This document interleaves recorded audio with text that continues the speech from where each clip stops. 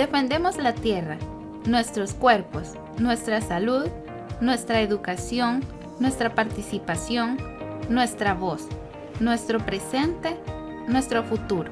Nos motiva la indignación frente a la injusticia, la discriminación, exclusión y violencias contra las mujeres en el curso de vida, así como la exclusión y violencia contra diferentes personas y colectivos por razones de edad, discapacidad, expresión de género y orientación sexual.